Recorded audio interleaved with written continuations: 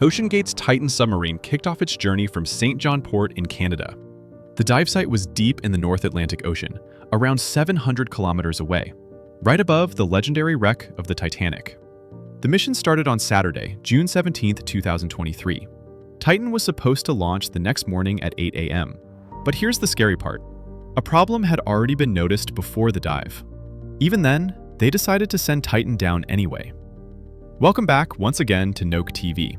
There were 5 people on board: Hamish Harding, founder of Ocean Aviation, and a guy who literally went to space with Jeff Bezos; Stockton Rush, CEO of OceanGate; Paul Henry, a 77-year-old Titanic expert; and Pakistani businessman Shahzada Dawood, along with his son Suleiman.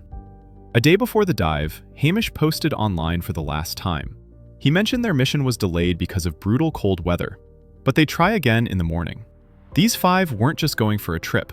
They were chasing a dream. After the Titanic sank in 1912, people spent decades trying to find it. Finally, in 1985, the wreck was discovered. Ever since, researchers, and even James Cameron, made dozens of dives. His work helped bring the Titanic story to the whole world. Going into the deep ocean is tougher than going to space. The Titanic sits 4 kilometers underwater. That's like stacking 5 Burj Khalifas.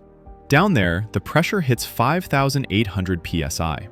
Imagine an elephant pressing down on just 1 square inch. The dive began Sunday at noon.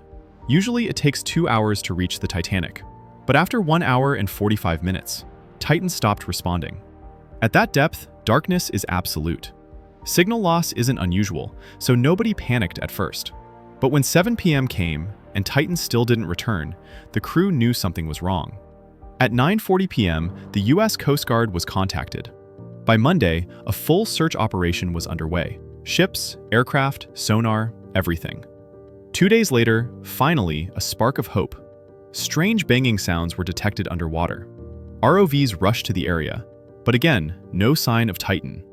Oxygen was running out, only 96 hours on board and 3 days already gone. Still, the search teams didn't give up. On Thursday, ROVs reached the Titanic site, and at 3:48 p.m., they found debris from Titan, just 1,600 feet from the Titanic itself. The submarine that went to see a wreck had become a wreck itself. Experts quickly confirmed an implosion, and people began questioning OceanGate's safety decisions. Stockton Rush had admitted in 2021 that he broke some rules while designing Titan. Instead of steel, he used carbon fiber to be innovative.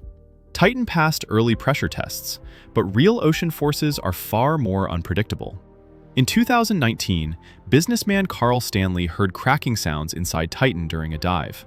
After the tragedy, he believed those sounds were warnings, early signs of structural failure. In 2018, an OceanGate employee had already warned that Titan's carbon fiber hull could fail instantly. And that's exactly what happened. Experts say the implosion took about 0.3 seconds. Instant. No time to react. Thank you so much for watching Noke TV. If you enjoyed this video, don't forget to like and share. See you in the next awesome video.